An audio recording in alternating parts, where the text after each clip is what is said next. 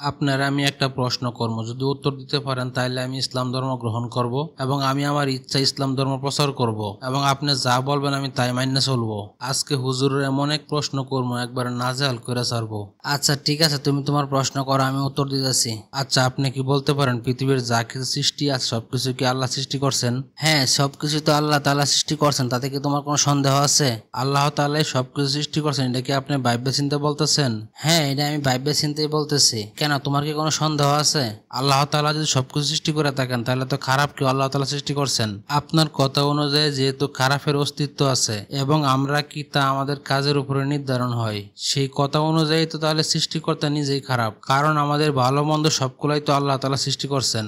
যাক, হুজুরে তো ভালোই গেরা কলের মধ্যে ফালাইছি, হুজুর দিয়ে চুপ করে রয়েছে, কোনো কিছু ভাববে চিন্তা পাইতেছে না কি উত্তর দিব।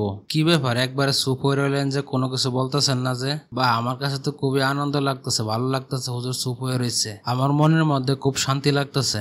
আচ্ছা, আমি কি তোমাকে একটা প্রশ্ন করতে পারি? হ্যাঁ, অবশ্যই করতে পারেন, কোনো সমস্যা নাই। আচ্ছা, তুমি একটু আমাকে বলো তো, ঠান্ডা বলতে কি কোনো অস্তিত্ব আছে নাকি দুনিয়াতে? কি পাগলের মতন কথা বলতেছেন, ঠান্ডার অস্তিত্ব থাকবো না কে? ঠান্ডার অস্তিত্ব অবশ্যই আছে। আসলে সত্যি কথা বলতে কি ঠান্ডার কোনো অস্তিত্ব নাই। আমরা যেটাকে ঠান্ডা বলি পদার্থ বিজ্ঞানের ভাষায় সেটা হলো তাপের অনুপস্থিতি। আমরা এই ঠান্ডা শব্দটিকে কম তাপ বা তাপের অনুপস্থিতিকে ব্যাখ্যা করার জন্য ব্যবহার করি। আচ্ছা, তোমারে কি আরো একটা প্রশ্ন করতে পারি? ঠিক আছে, করেন, সমস্যা নাই। আচ্ছা, অন্ধকার বলতে কি পৃথিবীতে কোনো কিছুর অস্তিত্ব আছে? কেন থাকবে না, অবশ্যই অন্ধকারের অস্তিত্ব আছে।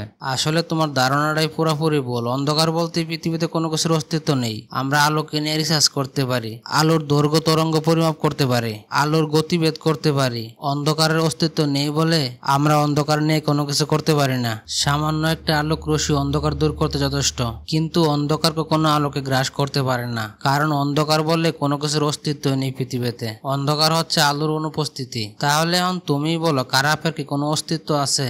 অবশ্যই খারাপের অস্তিত্ব আছে। প্রত্যেকদিন কত মানুষ খুন হয়ে যেতেছে, কত মানুষ ঝগড়াঝাটি মারামারি করতেছে, তাদের সাথে অন্যায় করা হইতেছে, এগুলা কি খারাপ না?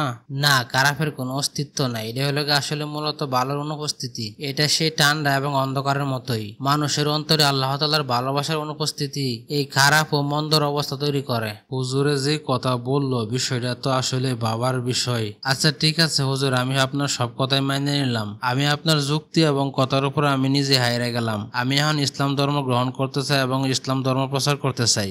আলহামদুলিল্লাহ, শুক্রিয়া শুক্রিয়া। ঠিক আছে, তুমি তাহলে আজকে সন্ধ্যার সময় মসজিদে আইসো নামাজ পড়তে, তারপরে ওইখানে সবার সামনে বিষয়ে আলোচনা করে তোমার ইসলাম ধর্ম গ্রহণ করাবো।